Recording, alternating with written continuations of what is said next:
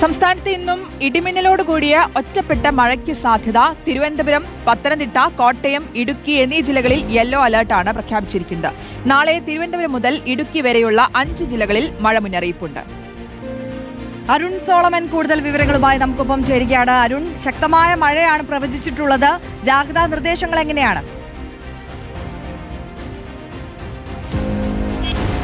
ശ്രുതി, ആര്യ, ഇന്നലെ മുതൽ തന്നെ തലസ്ഥാനത്ത് രാത്രി ശക്തമായ മഴയുണ്ടായിരുന്നു. ഇന്ന് പുലർച്ചെയും മഴ തുടരുകയാണ്. ഇതിൽ നിലവിൽ ഇന്ന് സംസ്ഥാനത്ത് 4 ജില്ലകളിലാണ് യെല്ലോ അലർട്ട് കേന്ദ്ര കാലാവസ്ഥാ വകുപ്പ് പ്രഖ്യാപിച്ചിരിക്കുന്നത്. നിലവിൽ തിരുവനന്തപുരം, പത്തനംതിട്ട, കോട്ടയം, ഇടുക്കി ജില്ലകളിലാണ് അലർട്ടുള്ളത്. വരുന്ന 24-ാം തീയതി വരെ സംസ്ഥാനത്ത് ഒറ്റപ്പെട്ട ഇടങ്ങളിൽ ഇടിമിന്നലോടുകൂടിയ നേരിയ മഴയ്ക്ക് സാധ്യതയുണ്ടോ എന്നുള്ളതാണ് നിലവിൽ അറിയിച്ചിട്ടുള്ളത്.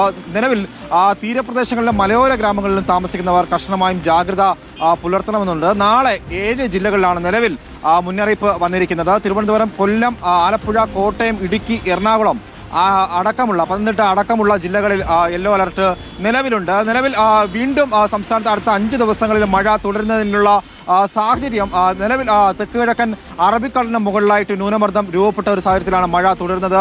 ഇതിന് പുറമെ ഇന്ന് തെക്ക് കിഴക്കൻ ബംഗാൾ ഉൾക്കടലിൽ പുതിയൊരു ന്യൂനമർദ്ദം കൂടി രൂപപ്പെടും.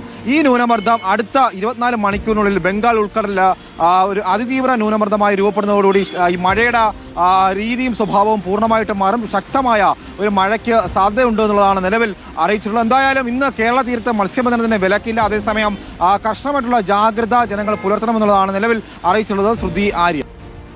അരുൺ സോളമനാണ് വിശദാംശങ്ങൾ നൽകിയത്.